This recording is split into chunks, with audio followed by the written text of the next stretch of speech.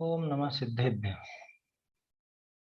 मंगलमय मंगल करण वीतराग विज्ञान नमो ताहि जाते भये अरहंतादि महा करि मंगल करि हो महाग्रंथ करण को काज जाते मिले समाज सब पावे निज पद राज। मोक्षमा प्रकाशक ग्रंथ में हमारी चर्चा चल रही है 8वें अधिकार पर। और इसमें द्रव्यान योग में दोष कल्पना का निराकरण अपन देख रहे हैं। अभी तक प्रथमान योग चरणान योग और कर्णान योग, इन तीनों के संबंध में जो सामान्य जन दोष उठाते हैं, अपने दिमाग में कुछ ऐसी कल्पना कर लेते हैं कि इनमें ऐसे दोष हैं, इनमें इस तरह की गलत है बात, या आचार्य देव ने गलत लिख दिया, या इस तरह से नहीं लिखना चाहिए था।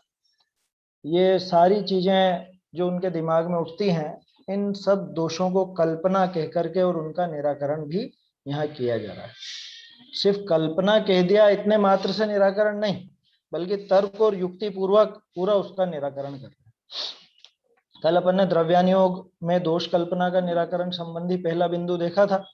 मुख्य रूप से यही बात उठाई जाती है द्रव्यान योग के संबंध में कि आचार्यों ने ये जो अध्यात्म का उपदेश दिया, तो अध्यात्म का उपदेश तो ऐसा है कि जहाँ पे बाहरी शुभ भावों को, उन पुण्य को, उसको हीन बताया जाता है, उन्हें हे बताया जाता है। छोड़ने की प्रेरणा माने कि उसको छोड़ करके शुद्ध भाव में लगे, ऐसा वहां पर कहा जाता है। और साथ साथ ही जो ज्ञानी है, ज्ञानी के सारे विषय भोगों को भी बंधन का कारण ना कह करके निर्जरा का कारण कह दिया जाता है। जबकि आमतौर पर हम देखते हैं कि ये तो बंधन का कारण है, ये निर्जरा का कारण नहीं है विषय भोग आदि। तो इनको जब निर्जरा का कारण बताएंगे और जो शुभ भाव है इनको बंध का कारण बताएंगे, तो जीव इनको छोड़ करके स्वच्छंदी हो जाएगा, पुण्य छोड़ करके पाप में लग जाएगा, है ना, और स्वच्छंदी होकर के खुद का बुरा करेगा। इसलिए ऐसे ग्रंथों का अभ्यास करना ही उचित नहीं है। ये पहला पॉइंट था अपना, जो सामने मतलब अध्यात्म के खिलाफ, द्रव्यान योग के खिलाफ जो लोगों के दिमाग में ऐसी एक कल्पना उठती है कि भाई इससे तो ऐसा ऐसा नुकसान होगा। तो तोडरमल जी ने बहुत संतुलित उत्तर दिया कि भाई वास्तव में तो आचार्य देव का अभिप्राय ऐसा है नहीं, है ना। और कोई अगर इनको पढ़ करके स्वच्छंदी हो भी जाए तो ये तो उस व्यक्ति की गलती है। वो बिगड़ गया तो उसके चक्कर में क्या दूसरों के सुधार का मार्ग नहीं बताया जाएगा? उसके चक्कर में क्या दूसरों को जो सुधरने का अवसर है वो उनका छीन लिया जाए? जो द्रव्यान योग प्रत्येक जीव के काम का है, मोक्ष मार्ग का मूल उपदेश वहां है, तो उनको मूल उपदेश ही नहीं दिया जाए सिर्फ उसके चक्कर में, एक बिगड़ गया जिसके चक्कर में, तो ये तो उचित नहीं है बात। तो ऐसा यहाँ पर जवाब दिया था। गधे का उदाहरण था कि गधा मिश्री खा के मर जाए तो सज्जन तो मिश्री खाना छोड़ते नहीं, ऐसे ही कोई स्वच्छंदी हो जाए तो विवेकी तो इन ग्रंथों का अभ्यास छोड़ते नहीं।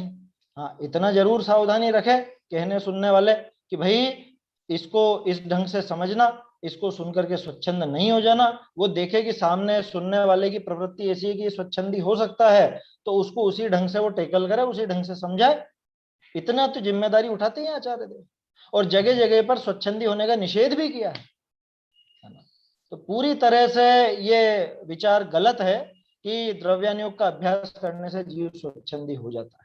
तो द्रव्यान योग के अभ्यास से नहीं हुआ है, उसको गलत समझने के कारण स्वच्छंदी हुआ है।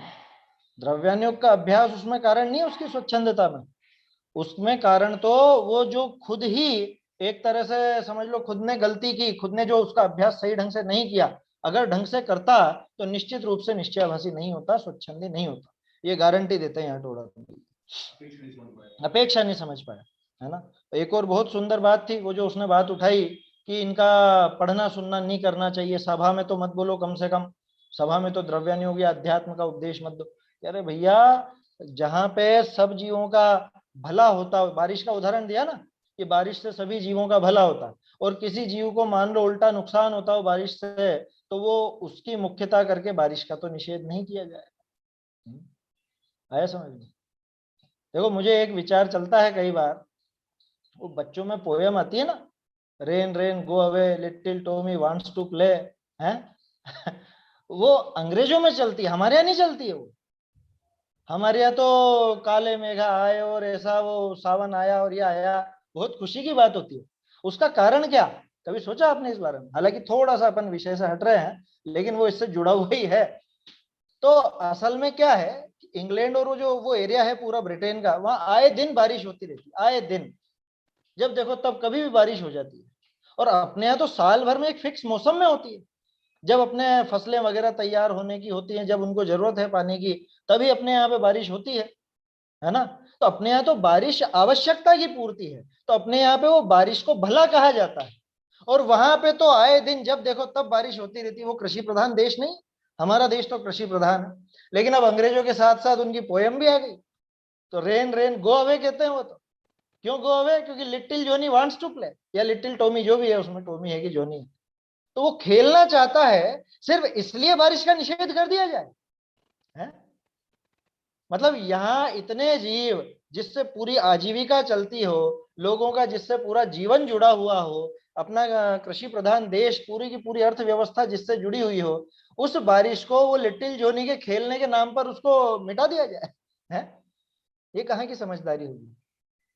वो पोयम पे बात करना मेरा उद्देश्य नहीं है। मैं तो आपको ये बताना चाह रहा हूँ कि एक बच्चे की सिर्फ खेल कूद के लिए, जिससे हजारों लोगों का भला होता है, लाखों करोड़ों लोगों का भला होता है, उस बात का निषेध नहीं किया जा सकता।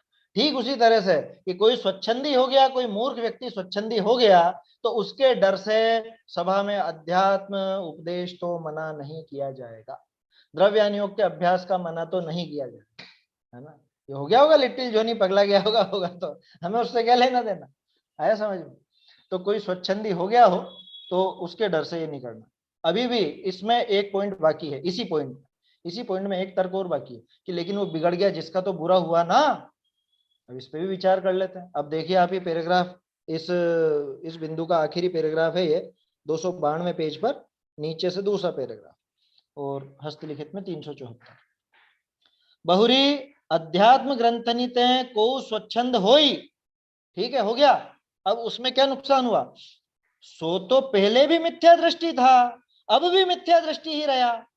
इतना ही टोटा पड़े, जो सुगति न होई कुगति होई, और अध्यात्म उपदेश न भय, बहुत जीवनी के मोक्ष मार्ग की प्राप्ति का अभाव होई, सो या में घने जीवनी का घना बुरा होई, ताते अध्यात्म उपदेश का निषेध न करना।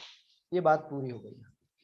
दो बातें इसके अंदर, क्या कह रहे? उसका तो बुरा हुआ ना बेचारे का, आपका तो चलो नहीं हुआ, है ना? लेकिन आप अगर ये उपदेश नहीं देते या ये बात नहीं चलती, तो कम से कम बेचारे इसका तो बुरा नहीं होता, इस जीव का तो। आपका तो चलो भला नहीं होता, तो आपका तो बिगाड़ भी नहीं था, आप द्रव्यानुयोग नहीं पढ़ते तो। लेकिन आपके चक्कर में इसका तो बुरा हो गया ना। तो क्या कह रहे हैं टोडरमल जी? कह रहे इसका क्या बुरा हुआ बताओ? ये पहले भी मिथ्या दृष्टि था और अभी भी मिथ्या दृष्टि। ऐसा तो नहीं हुआ ना कि पहले सम्यक दृष्टि था और वो द्रव्यानुयोग पढ़ के मिथ्या दृष्टि हो गया। ऐसा 3 काल में असंभव है। क्या ऐसा कभी नहीं हो सकता कि कोई सम्यक दृष्टि जीव द्रव्यानुयोग का अभ्यास करे, द्रव्यानुयोग के शास्त्र पढ़े और वो मिथ्या दृष्टि हो जाए? ये कभी नहीं होगा। अनंत अनंत मिथ्या दृष्टि द्रव्यानुयोग का अभ्यास करके सम्यक दृष्टि हुए हैं। कोई सम्यक दृष्टि द्रव्यानुयोग पढ़ के मिथ्या दृष्टि नहीं हुआ आज तक, एक भी नहीं। बता देना एक भी हुआ। तो बोलो नुकसान क्या हुआ? कोई स्वच्छंदी हो भी गया, मान लो, अपन ये नहीं कह रहे स्वच्छंदी होना अच्छी बात है या उसका पक्ष ले रहे हो, पक्ष नहीं ले रहे हैं, लेकिन गंभीरता से विचार करो कि आप जहां पे नुकसान बता रहे हो वो तो पहले ही गड्ढे में पड़ा हुआ था, अभी भी गड्ढे में है। पहले कौन सा सम्यक दृष्टि था वो जो अब उसका सम्यक तो छूट गया इसके कारण, है?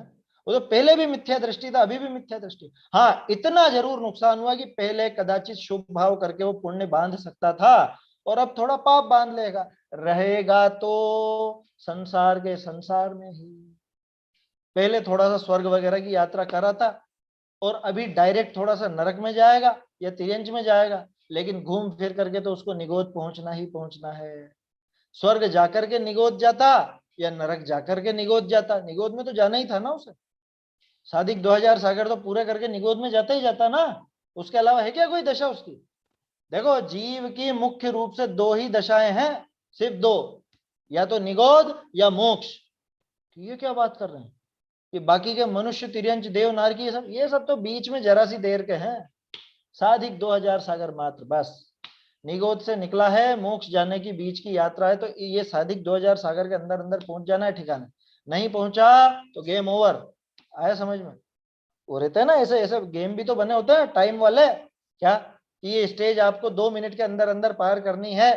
अब 2 मिनट में पार कर लो तो ठीक, तब तो जीत गए, और नहीं पार कर पाए तो खेल खत्म, बैठे रहो।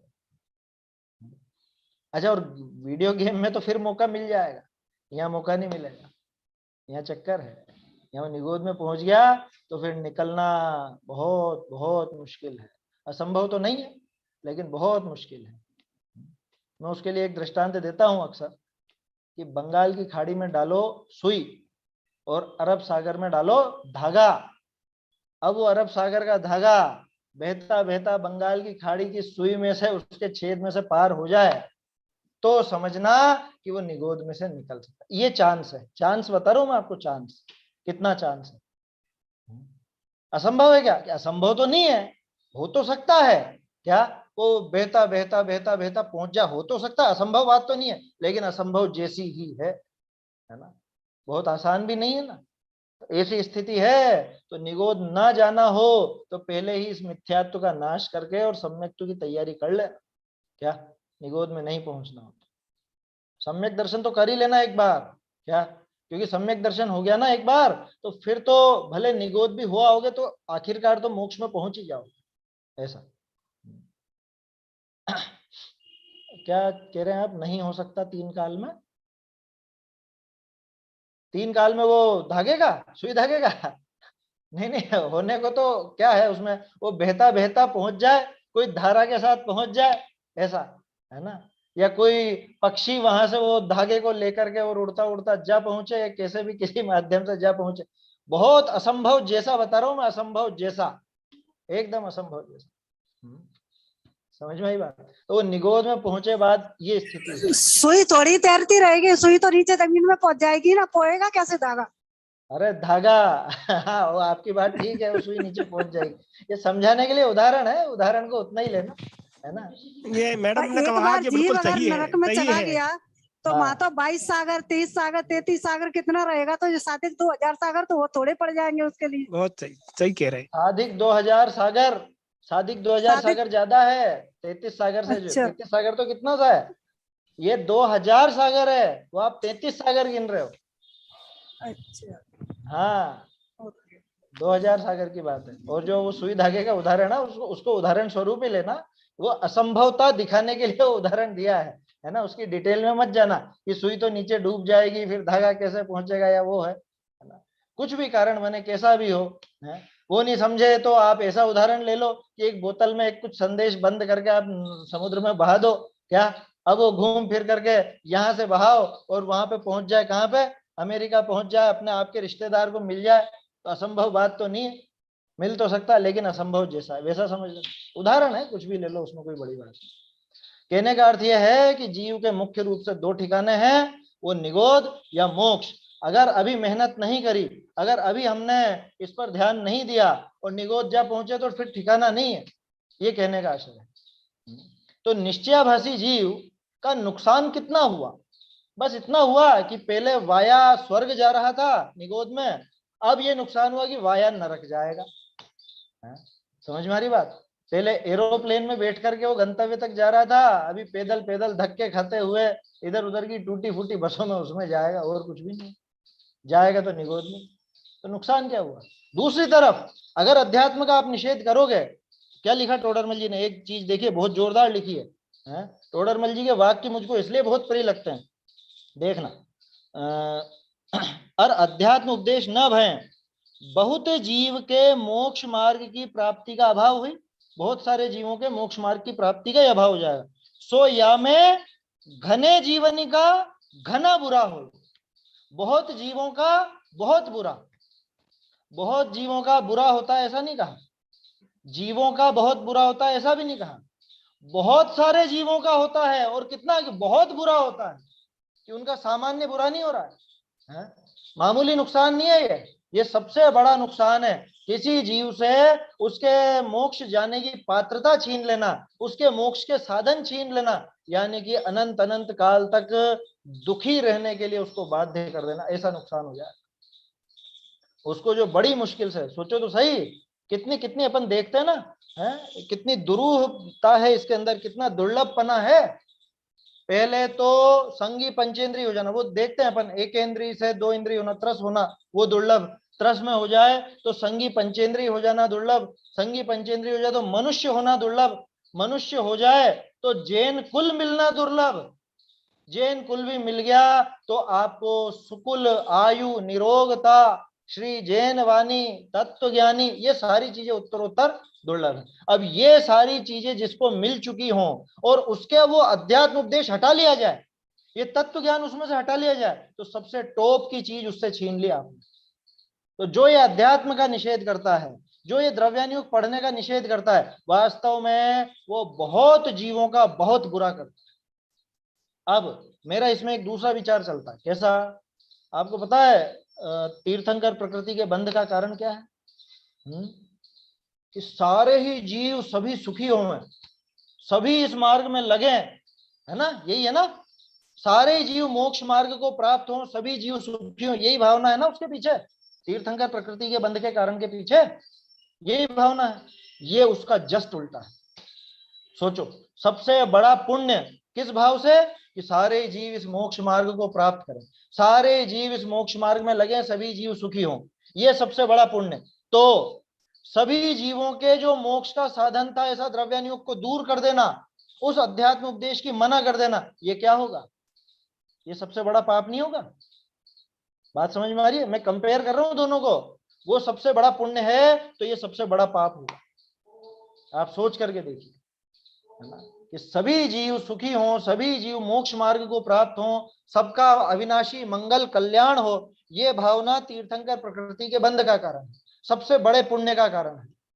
तो इसके विपरीत, अरे ये द्रव्यानुयोग की मना कर दो, अध्यात्म की मना कर दो, इन चीजों का निषेध कर देना, ये तो सभी जीवों से मोक्ष मार्ग छीन लेने जैसा है। तो ये सबसे बड़ा पाप है।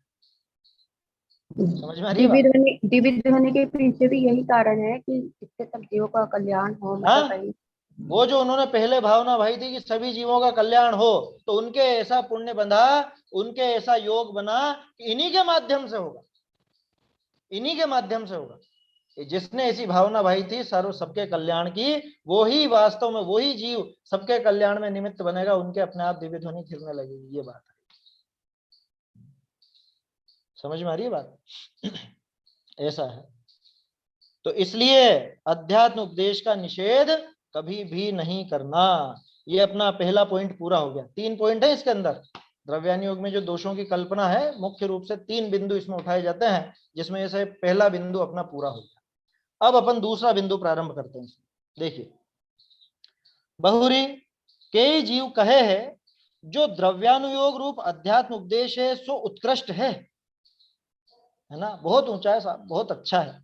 सो ऊंची दशा को प्राप्त हुई तिनको कार्यकारी है, नीचली दशा वालों को तो व्रत संयम आदि का ही उपदेश देना योग्य है। क्या समझ में आई उसकी बात? तर्क समझ में आया? क्या कुतर्क कर रहा है वो? अरे साहब, उपदेश तो बहुत अच्छा है, क्या सबसे बढ़िया चीज है ये तो, है ना, हम तो कह रहे हैं सबसे बढ़िया है। लेकिन ये जो ऊंचे लोग हैं ना, जो ऊंची पदवी को प्राप्त है, जो ऊंचे पद को प्राप्त हैं, उन्हीं लोगों के काम का है। हम जैसे निचली अवस्था वालों को तो आप व्रत संयम इत्यादि के पालन का उपदेश दे दो कि भैया ऐसा कर ले, ऐसा कर ले, ऐसा मत कर, ऐसा मत कर, ये उपदेश दे दो आप तो। अध्यात्म की बात तो ऊंचे लोगों की है। ऊंचे लोग, ऊंची पसंद, ऐसा कुछ आता था ना पहले, है? तो ये तो ऊंचे लोगों के लिए है। ऊंचे लोग माने कि ऊंची पदवी में जो है मुनिराज आदि, उनके बारे में। इसके संबंध में थोड़े दिन पहले भी अपन ने चर्चा की थी।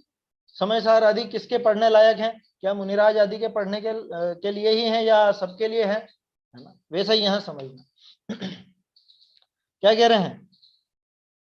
ताको कहिए है ना। पहले तो ये प्रश्न समझ में आ गया ना कि ये ऊंची दशा वालों को है, एक बात। दूसरी बात कि आप तो हमको व्रत संयम आदि का ही उपदेश दो। 2 बातें इसके अंदर शामिल है। देखो इसका जवाब, ताको कहिए है जिनमत विषय तो ये परिपाटी है। इस पैराग्राफ को विशेष निशान लगा लीजिएगा।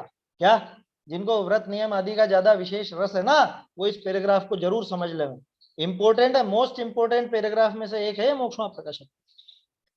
जिनमत विषय तो ये परिपाटी है, जो पहले सम्यक्त होई पीछे व्रत होई, सो सम्यक्त स्व पर अधिक का श्रद्धान भय होई, और सो श्रद्धान द्रव्यानुयोग का अभ्यास किए हुई, ताते पहले द्रव्यानुयोग के अनुसार ही श्रद्धान करी सम्यक दृष्टि होई, पीछे चरणानुयोग के अनुसार ही व्रताधिक धारी व्रति होई। ऐसे मुख्य पने तो नीचली दशा विषय ही द्रव्यानुयोग कार्यकारी है।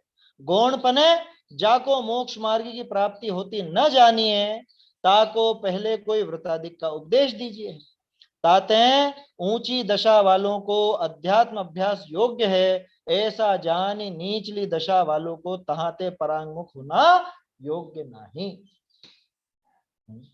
बहुत सुंदर पैराग्राफ है। इसकी जो शुरुआती लाइन है ना, खास तो वही काम की है। जिनमत में परिपाटी क्या है, पहले व्रत या पहले सम्यक।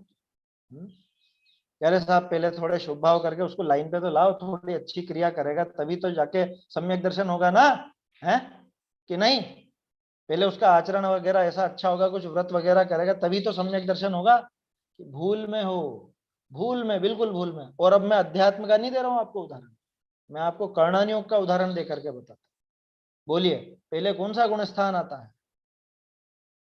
पहले कौन सा गुण स्थान आता है? सम्यक तो पहले आता है कि देश विरत पहले आता है कि विरत पहले आता है? कौन सा गुण स्थान पहले आता है? सबसे पहले वो सम्यक तो गुण स्थान आता है चौथे नंबर। पांचवें में आते हैं व्रत वगैरह, तो देश विरति वहां होती है, अणुव्रत वहां आते हैं।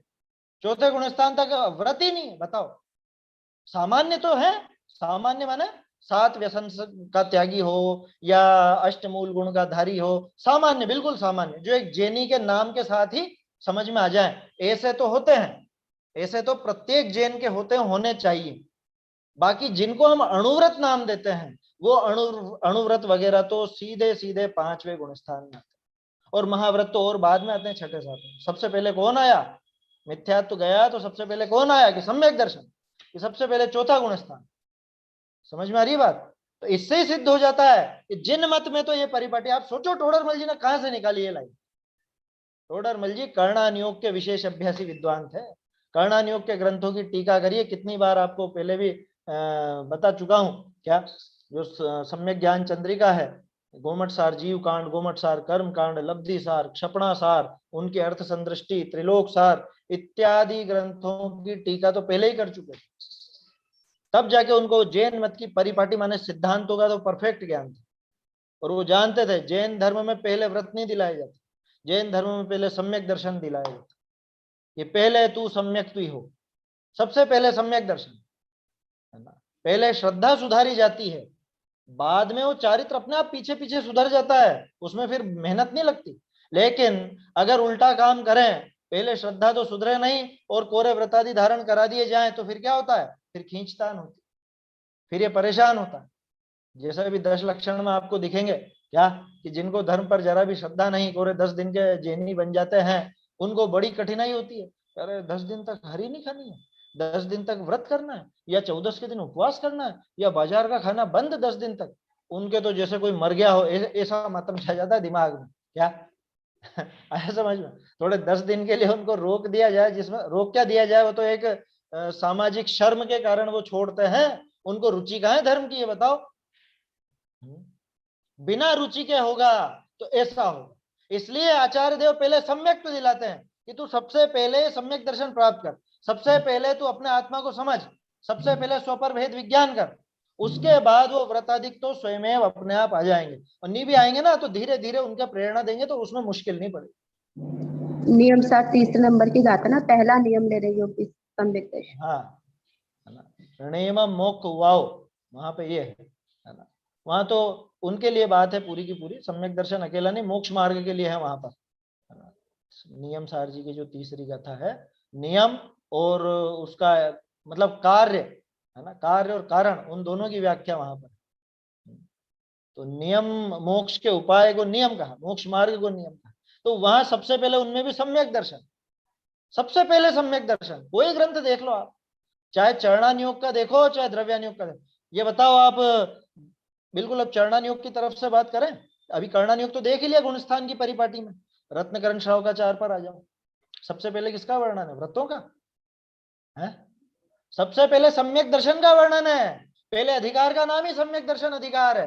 कौन से छंद तक है? 31-32 कहां तक है ना? 40 तक, 40-41 तक।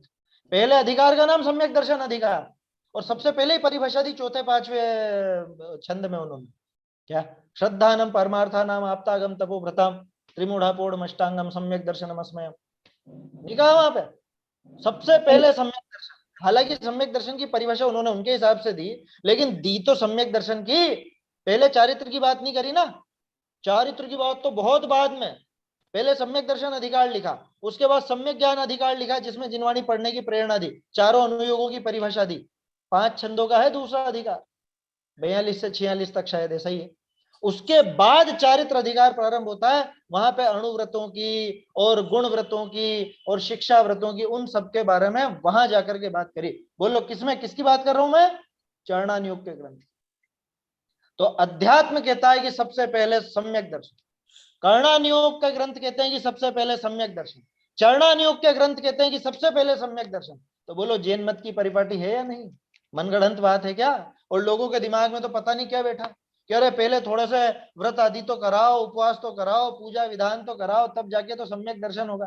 अरे किस भूल में हो? हैं? जहां खोजते हो वहां नहीं है। उसमें ये भी बताया सदृष्टि ज्ञान वृतानी। हाँ, व्रतानी नहीं है वो, व्रत है वो, व्रत। सदृष्टि ज्ञान वृत्तानी, वो वृत्तानी। मोक्ष मार्ग बताया, मोक्ष मार्ग। सदृष्टि हाँ। माने सम्यक दर्शन, है ना? हाँ। बोध माने सम्यक ज्ञान, और व्रत माने सम्यक चारित्र। चारित्र। वो मोक्ष मार्ग की परिभाषा है, वो व्रतों की बात नहीं है। सबसे पहले सम्यक दर्शन का वर्णन कोई सा भी ग्रंथ देख लो, चाहे प्रथमान योग, चाहे चरणान योग, चाहे कर्णान योग, चाहे द्रव्यान योग, कोई भी देख लो। तीनों के उदाहरण दे दिए मैंने। प्रथमान योग में भी अगर आप देखोगे तो शुरू में आचार्य देव जब उपदेश देते, शुरू शुरू में वो सम्यक दर्शन के बारे में बात कर लेते हैं, है ना? कहानी का प्रारंभ करने पे पहला उपदेश व्रतों का कहीं नहीं मिलेगा, पहला उपदेश सम्यक का मिलेगा। और पता नहीं क्या हुआ, ऐसी ऐसी व्याख्याएं हो गई, लोगों के दिमाग में ऐसा भरा गया कि कुछ करेंगे तब होगा सम्यक दर्शन। ऐसी उठपटांग व्याख्याएं करने लग गए। आपने भी सुनी होंगी, मेरे तो कभी पहले बचपन में कानों में पड़ी थी, तो अभी तक कुछ याद है ऐसा। क्या क्या? अरे भैया पहले व्यवहार करो, व्यवहार करो तभी तो निश्चय आएगा। पहले कुछ ये क्रियाएं करोगे जब तो वो निश्चय सम्यक दर्शन प्राप्त होगा। ये क्या दिमाग में भरा गया है? यहाँ कहते हैं कि तू सम्यक दर्शन के बिना अगर कोई क्रिया करता है तो सारी की सारी मिथ्याचारित। बाल तप कहा जाता है उसको। नहीं पढ़ा छेड़ाला में आपने? कोटि जन्म तप तपे, कितनी बार तो अपन भी ले चुके हैं उस छंद। कोटि जन्म तप तपे ज्ञान बिन, ज्ञान बिन, वहां ज्ञान का अर्थ सम्यक दर्शन से ही है, सम्यक ज्ञान से है। उसके बिना जितना भी वो तप करता हो, जितना भी चारित्र पालता हो, सब व्यर्थ है, सब व्यर्थ, जीरो। भजनों में है जैसे बिना एकड़े बिंदी है, ऐसे बिना सम्यक दर्शन, वो दिग दिग जीवन समकित बिना, उस भजन में सुना कि नहीं सुना? बहुत सुंदर भजन।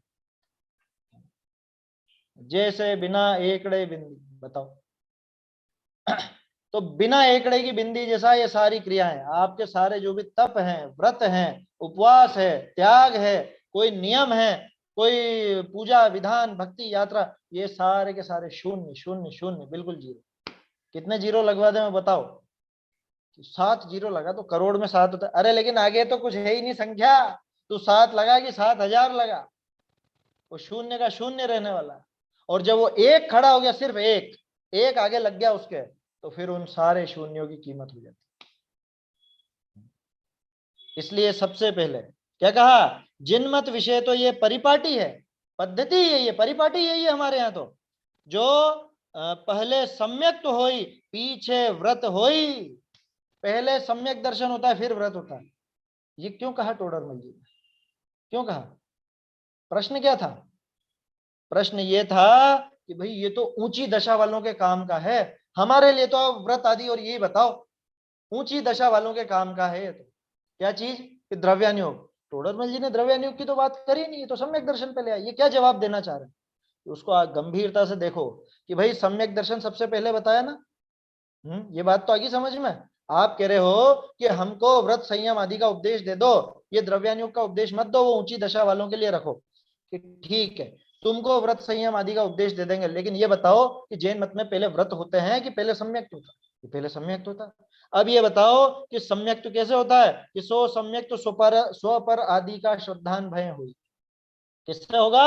स्व पर के श्रद्धान से, है ना। स्व माने स्वयं, पर माने बाकी सारा जगत, ठीक है। स्व में कैपिटल आई, मैं, और पर में पूरी दुनिया। इनका जब भेद विज्ञान होगा तभी वो स्वपर श्रद्धान होगा। अब ये बताओ कि वो स्वपर श्रद्धान किसके आधार से होता है?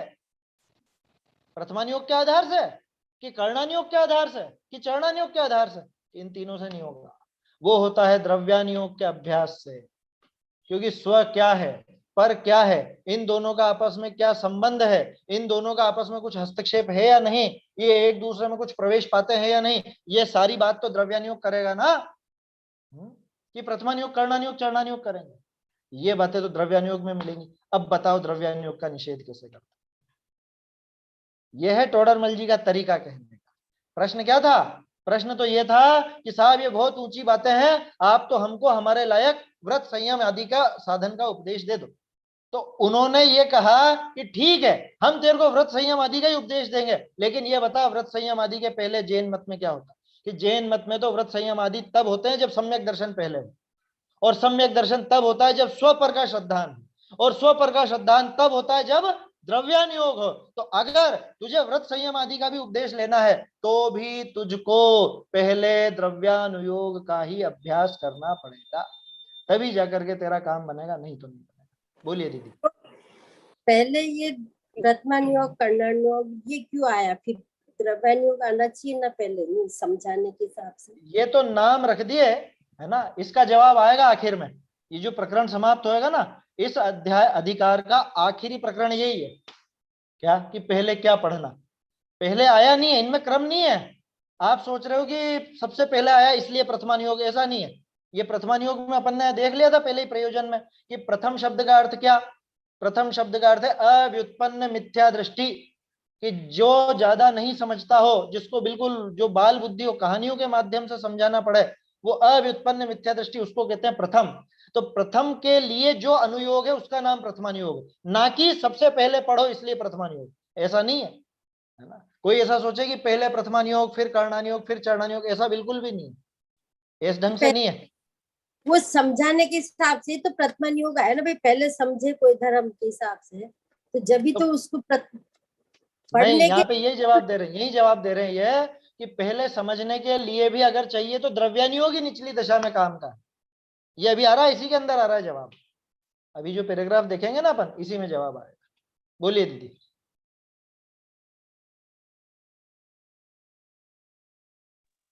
हाँ नहीं भैया, मैं ये कह रही थी कि एक तो ये प्रथमानुयोग से हमको एक अर्थ बताया है, सही है कि गलत है वो आप करेंगे।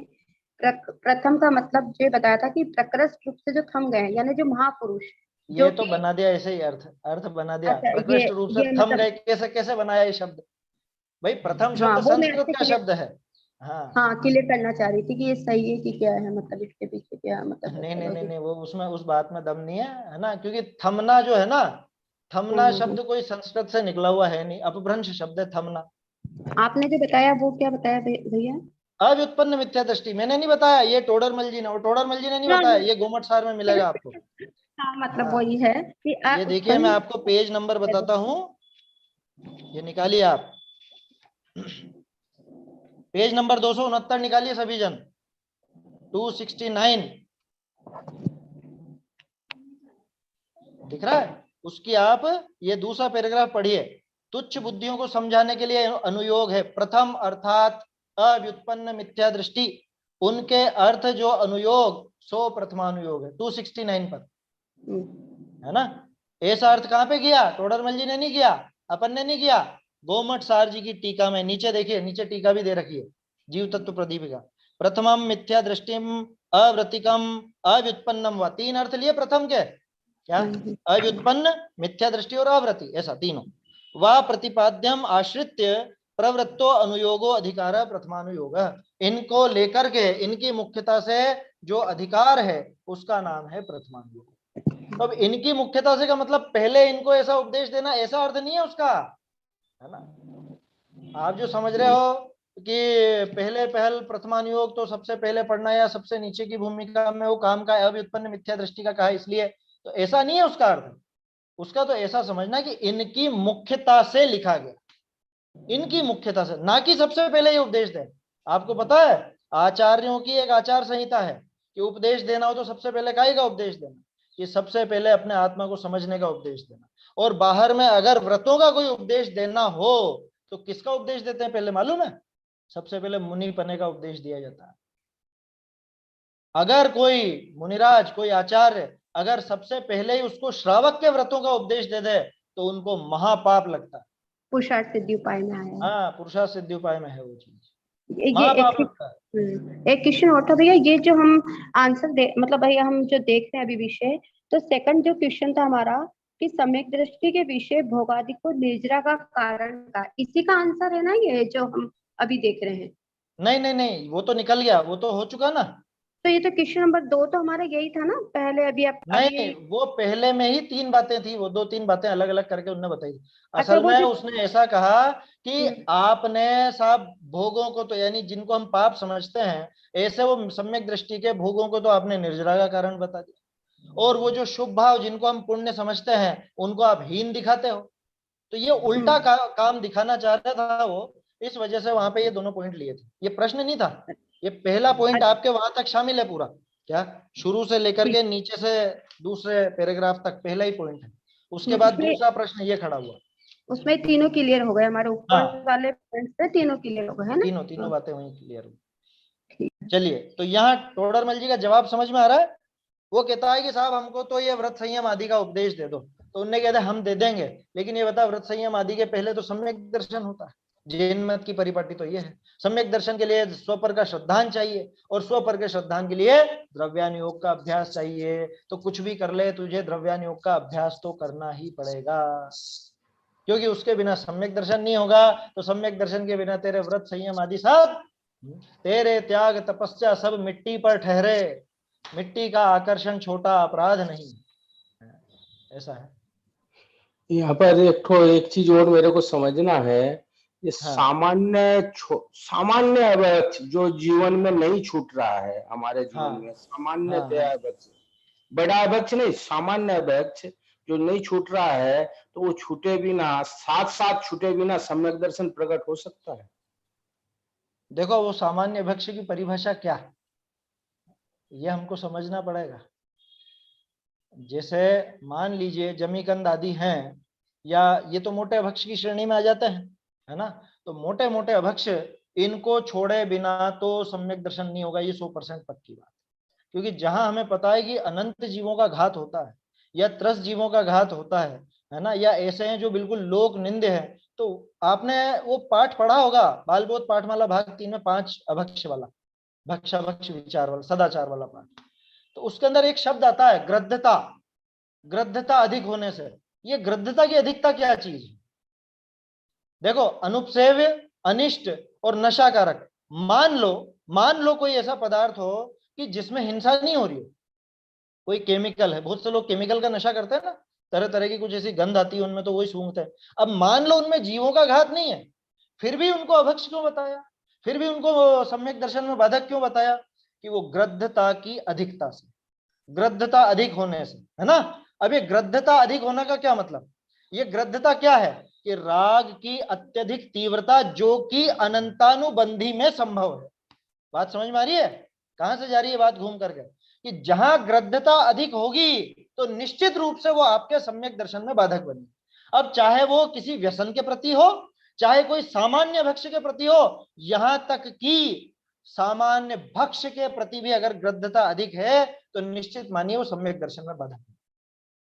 मेरी बात समझ में आ रही है ना? इसको इस ढंग से देखिएगा, ग्रद्धता अगर अधिक है, ग्रद्धता भले मेरे को भक्ष्य पदार्थ के प्रति है, जैसे मान लो कोई फल हो, कोई भी फल XYZ, ज्यादातर को जैसे आम पसंद है, मान लो आम के प्रति बहुत अधिक ग्रद्धता हो तो वो भी आपके सम्यक तुम्हें बाधक बनेगी, है ना। हो सकता है आपको किसी को ये बात बहुत अटपटी लगे कि आम का भी त्याग करेगा। बात वो त्याग और उस बिना त्याग की नहीं चल रही है, बात चल रही है ग्रद्धता कितनी। वो ग्रद्धता अनंतानुबंधी के साथ आती है, और वो अनंतानुबंधी जाए बिना, मतलब वो ग्रद्धता जाए बिना अनंतानुबंधी का नाश नहीं होता। इस वजह से वो ग्रद्धता बाधा खड़ी करती है। तो आपका जो प्रश्न है कि सामान्य भक्ष अगर नहीं छूटे तो फिर सम्यक दर्शन होगा कि नहीं होगा, तो इसका जवाब यही है कि उसमें ग्रद्धता कितनी है। अगर उसमें ग्रद्धता अधिक है तो जैसे निश्चित अभी मानिएगा नहीं होगा। जैसे अभी औषध चाहे आयुर्वेद ले चाहे एलोपैथी ले, सभी हाँ। अशुद्धता की द्योतक में आता है। एकमात्र जैन सीधा कोई हो उसको आयुर्वेद को छोड़कर बाकी सब अभक्ष में आ जा रहा है। नहीं, पूरी तरह से अभक्ष में नहीं आती। बहुत सी चीजें ऐसी होती हैं जो प्राकृतिक रूप से सोल्ट के रूप में होती हैं, है ना। जैसे ऐसा नहीं है, देखो ये शायद पहले भी अपन ने बात की हो, एलोपैथी, होम्योपैथी या आयुर्वेदिक। आयुर्वेद पूरी तरह से दूध का धुला नहीं है, वहां पे भी अंडे वगैरह और इनका भी प्रयोग कर दिया जाता है। एलोपैथी पूरी तरह से ही मांसाहार पे आधारित, तो ऐसा भी नहीं है, क्योंकि बहुत सी चीजें ऐसी होती हैं जो सामान्य रूप से बिल्कुल सूखी औषधि है या उनमें जीवों का घात नहीं है। फिर भी चूंकि वो बनाने वाले कोई शोध करके बनाएंगे नहीं, तो हम उसको अशुद्ध की श्रेणी में ही गिनते हैं। बात जीवों की घात की चले तो अलग बात है। अब इसके अंदर बात क्या है कि यहाँ ग्रद्धता कितनी है, इसको इस तरह से देखना कि जैसे एक तो सामान्य दवा, कि जिसके अंदर ज्यादा जीवों का घात नहीं होता, सूखी दवा है, वो आप लेते हो ठीक होने के लिए, क्योंकि इतना तो राग पड़ा हुआ है शरीर के प्रति। एक ऐसी दवा, जैसे अभी वो वैक्सीन की बात चली, उसके बारे में हमको पता चल गया कि इसमें संगी पंचेंद्रीय जीव का घात हुआ है, साफ साफ घात हुआ है। हमको पता चल गया कि इसमें संगी पंचेंद्रीय तिर्यंच का, बड़े जीव का, कोई गाय आदि का या और किसी को भी मार करके उसको उपयोग में लाया गया है, और फिर भी हम कह रहे नहीं ये तो चलता है, सब और दवाएं नहीं लेते हैं क्या, और ये नहीं, ये है ग्रद्धता। इसको कहते हैं ग्रद्धता, है ना। और एक खेद की बुद्धि वर्ते वहां पर, अरे क्या करें, अब ये शरीर के पीछे कितने कितने पाप करने पड़ते हैं, तो पूरी तरह गलत, उसका ना वो अनुमोदन करता है। हालांकि खुद सेवन कर रहा है, ध्यान रखिएगा मेरी बात, खुद सेवन कर रहा है, लेकिन उसको उस बात से इतनी चिढ़ है कि वो दूसरे को उसका सजेशन भी नहीं करता, दूसरे को उसकी सलाह भी नहीं देता कि तुम लो, है ना। मैंने खुद ने कोई पाप किया और मुझे उस पाप के प्रति घृणा है, जुगुप्सा है उसके प्रति, तो इतना तो होगा ना कि कम से कम मैं उसका पक्ष तो नहीं लूंगा या गादी पर बैठकर। लेकिन मान लो मैंने वो गलती करी और उसके बाद में भरी सभा में, अरे क्या हो गया, सभी लेते हैं, या इसमें क्या दिक्कत है, जीवन में इतने पाप भी तो हैं, ऐसा है वैसा है, कुतर्क करूं, तो वो ग्रद्धता की निशानी, उसको कहते हैं ग्रद्धता, है ना। तो वो जो सामान्य रूप से जो औषधि है, सामान्य रूप से औषधि, क्योंकि देखो शरीर के प्रति इतना राग है ना, उसको और काम भी करता है। अरे अपने जीवन में आपको पता है, अपन जो दिन भर का जो अपना जीवन है, उसमें निश्चित रूप से स्थावर छोड़ो, त्रस्त जीवों का भी बहुत घात होता है। हम जो गाड़ी चलाते हैं, वो गाड़ी में भी क्या क्या चीजें डलती है, कैसी कैसी वस्तुएं इस्तेमाल होती है। ब्रेक शू होते हैं, ब्रेक शू चमड़े के होते हैं, बताइए आप, नहीं होते हैं क्या? लेकिन उसका पक्ष तो नहीं लिया जाएगा ना। ये होगा कि भाई कम से कम उपयोग करो, कम से कम साधन उपयोग में लो, है ना। सार्वजनिक साधनों का उपयोग करें तो बेहतर है। इनका करना पड़े तो खेद बुद्धि वहां पे रहे, छोड़ने का भाव रहे, भोगते हुए भी छोड़ने का भाव रहे, तो वहां ग्रद्धता कम होगी। ऐसे जीव के सम्यक्त्व की पात्रता कही जा सकती है। लेकिन जो चोरी और सीना जोरी वाला काम करे, कुतर्क दे, उसका पक्ष ले, अनुमोदन करे, दूसरों को उसकी प्रेरणा दे, तो वो तो समझ लेना कि इसके ग्रद्धता जबरदस्त आया समझ में, ऐसा है ना। जैसे उदाहरण के तौर पर अभी अपन जैसे हरित काय प्रयोग में लेते हैं, ठीक है ना। तो क्या मैं यहां पर बैठ करके आपको ये उपदेश दूं, अरे खूब खाओ, खानी चाहिए, खानी चाहिए, ये बात कहां से आई? कायदा तो ये है कि खाना ही नहीं पड़े, कायदा तो ये है। फिर भी अब हम भोजन करते हैं तो जिसमें घात ना हो ऐसे अनाज का ही इस्तेमाल कर लो, और ज्यादा नहीं रहा जाए तो हरित काय में भी ऐसी हरित काय चुनना कि जिसमें जीवों का कम से कम घात। ये कहा जाता है, ये कभी नहीं कहा जाता कि तुम तो खाओ, जी भर के खाओ, ऐसा कोई उपदेश दे तो गलत है, समझ लेना। क्योंकि जिनागम में भक्ष नाम की तो कोई चीज है नहीं, अभक्ष्यों की कैटेगरी जरूर है। अभक्ष कितने तरह के होते हैं उनको जरूर छुड़ाया जाता है। भक्ष नाम की कोई चीज पढ़ी क्या आज तक आपने जिनागम में? आचार्यों की बात कर रहा हूं, ध्यान रखिएगा। आजकल जो भक्ष और अभक्ष के चार्ट बनते हैं वो बात नहीं कर रहा हूं, वो तो हमने नाम दे दिया भक्ष। वास्तव में भक्ष क्या होता है? भक्ष नाम की कोई चीज नहीं है। और जैन धर्म के नाम पे जो शाकाहार का झंडा बुलंद करते हैं, अपने यहाँ नहीं है शाकाहार वाकाहार। बाबूजी युगल जी तो स्पष्ट निषेध करते थे, आपने सुना हो अगर, स्पष्ट मना करते थे कि शाकाहार क्या होता है, हमारे यहाँ तो हरितकाय छोड़ा ही जाती है, तुम शाकाहार करने की प्रेरणा दे रहे। समझ में ही बात।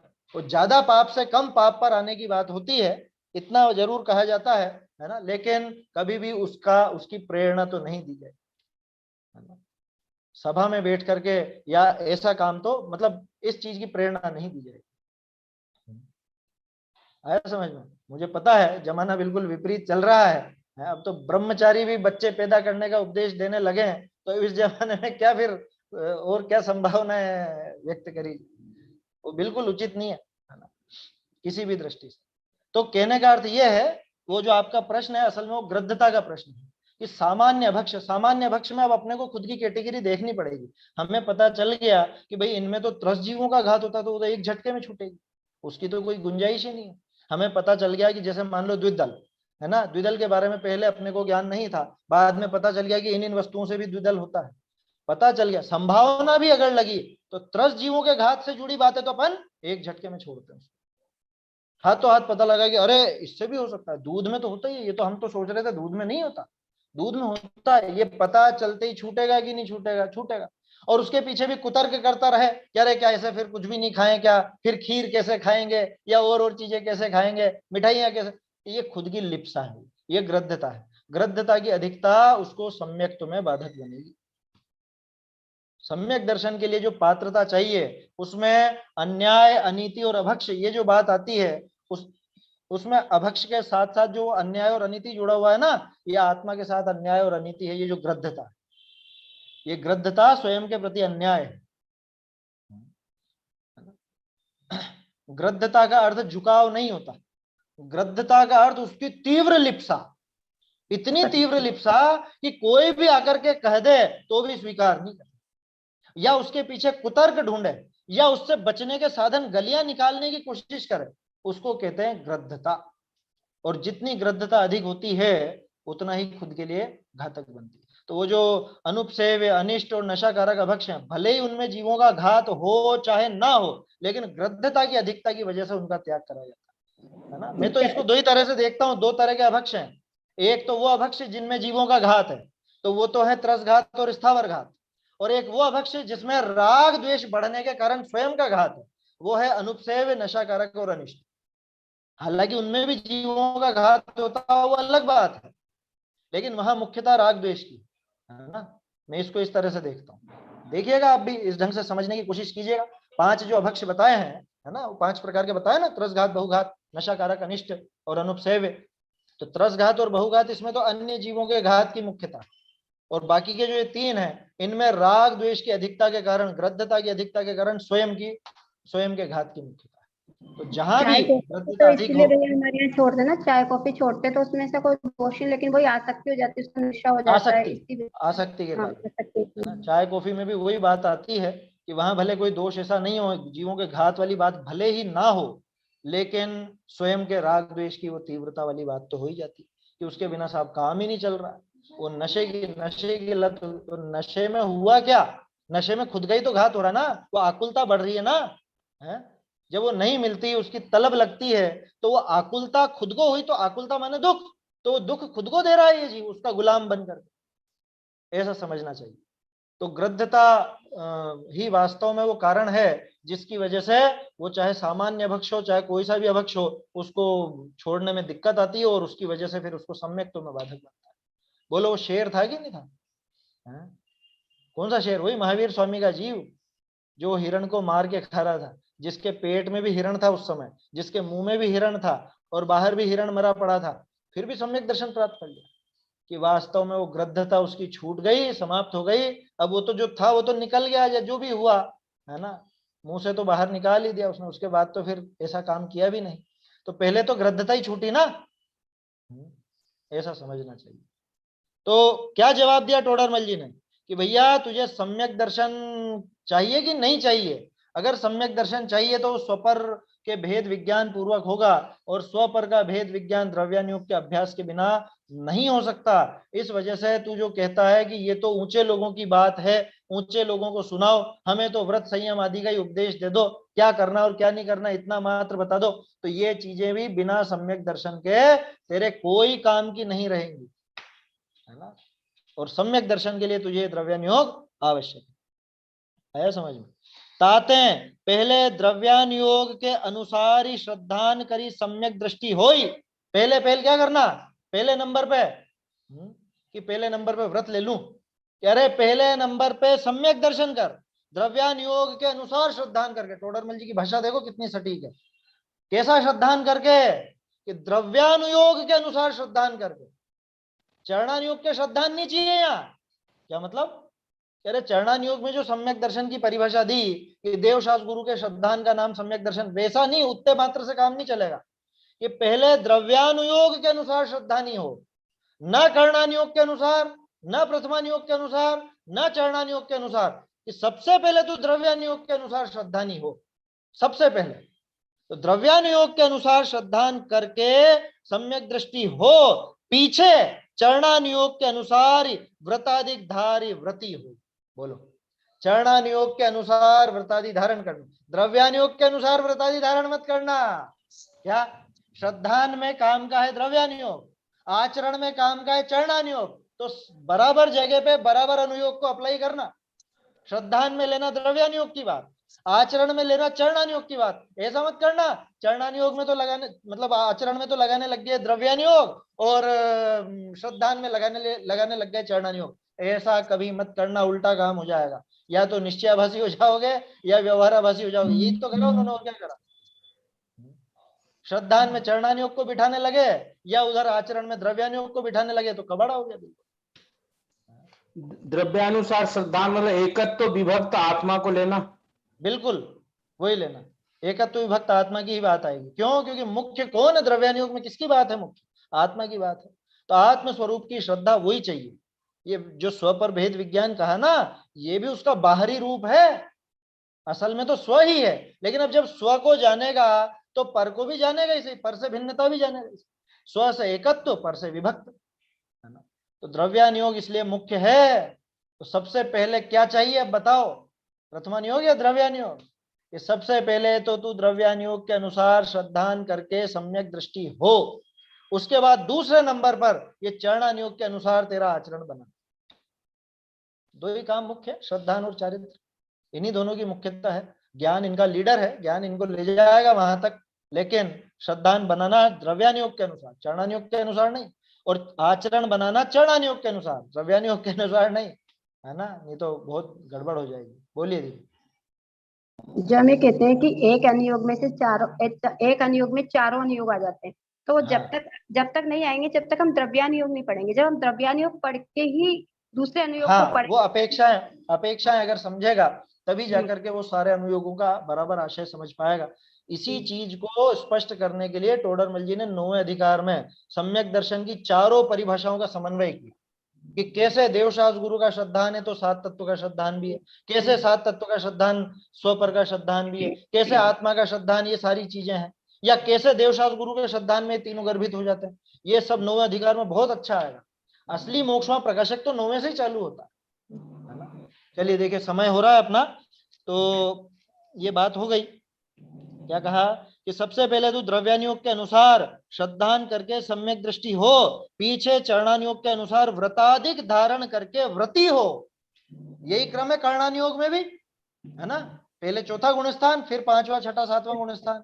चरणानुयोग में भी यही क्रम है, सबसे पहले देवशास्त्र गुरु के श्रद्धान रूप सम्यक दर्शन, उसके बाद वो सम्यक ज्ञान सम्यक चारित्र की बात करते। ऐसे मुख्य पने तो, अब देखो बाजी पलट दी उन्होंने, मुख्य पने तो नीचली दशा विषय ही द्रव्यानुयोग कार्यकारी है। निचली दशा में ही काम का है। तू कहता है ऊंची दशा वालों के काम का है, हम कह रहे हैं मुख्य रूप से तो निचली दशा में काम का है। क्यों? क्योंकि निचली दशा माने मिथ्यात्व की दशा, और मिथ्या दृष्टि को सम्यक दृष्टि बनाना ये पहला काम है आचार्य का। तो इसलिए सबसे पहले ये ही काम का है, सबसे पहले द्रव्यानुयोग काम का। समझ में आ रही है बात? प्रथमानुयोग का नाम प्रथम अनुयोग है तो सबसे पहले पढ़ना, ऐसा नहीं। हमें तो मिथ्यात्व दूर करना ना, सबसे पहले सम्यक दर्शन करना, तो सबसे पहले द्रव्यानुयोग का अभ्यास होना। ये देखो टोडरमल जी की मतलब तरीका देखो, पूरी बाजी पलट दी उन्होंने। प्रश्नकर्ता का पूरा प्रश्न ही घुमा दिया। वो कहता था ये ऊंची दशा वालों के लिए, ये कह रहे हैं कि निचली दशा वालों के लिए पहले काम था। ऐसा देखिए, समाप्त करते हैं इसको। गौण पने, अब गौण रूप से जाको मोक्ष मार्ग की प्राप्ति होती न जानिए, ताको पहले कोई व्रतादि का उपदेश दीजिए है। जैसे वो पुरुरवा भील, वो खदिरसार भील है ना, उनको वो दे दिया। पहले तो आचार्य ने उसको आत्मा की बात समझाई, अब उनको लगा कि ये इस भाषा को समझता भी नहीं, इसके बातें समझ में आने वाली नहीं, तो फिर उसको कुछ छोटा मोटा व्रतादि दिला दिया कि तू तो कौवे का मांस छोड़ दे, है? वो चांडाल को नियम दिला दे, तू तो अष्टमी चतुर्दशी को तू मत करना ऐसा घात का काम। तो इस तरह का उपदेश उनको है गौण रूप से, लेकिन ध्यान रखिएगा अपन उस श्रेणी के तो नहीं है ना, अपन तो नहीं है ना उस श्रेणी के, खुद को उस भील और चांडाल जैसा तो नहीं समझते हो ना। हम तो जैन हैं, बुद्धि है हम में, है विश्व में सबसे बुद्धिमान लोग कहलाते हैं, हर तरह के व्यापार में होशियार है, तो ये व्यापार भी आसानी से कर सकते सम्यक दर्शन का, है ना। तो गौण पने जिसको मोक्ष मार्ग की प्राप्ति होती नहीं दिखती, वहां पे पहले कोई व्रतादि का उपदेश देते हैं। मुख्य रूप से तो सम्यक दर्शन की प्राप्ति के लिए द्रव्यानुयोग का उपदेश होता है। इसलिए ऊंची दशा वालों को अध्यात्म अभ्यास करना चाहिए, ऐसा जान के निचली दशा वालों को वहां से परांगमुख होना योग्य नहीं है। जो जीव अभी सम्यक्त्व को प्राप्त नहीं हुआ, उसे द्रव्यानुयोग का निषेध करना उचित नहीं है ना। ये दूसरा पॉइंट चल रहा है अपना, अभी बाकी है, इसमें 2-1 प्रश्न और डालेंगे। वो क्या 2 प्रश्न और डालेगा वही जीव इसी में, इसी दूसरे बिंदु के अंदर। कुल मिला के 3 बिंदु है यहाँ पे। पहला बिंदु हो चुका, ये दूसरा बिंदु चल रहा है, तीसरे बिंदु की बात आगे कल देखेंगे अपन, अभी तो इसके बारे में भी और करें।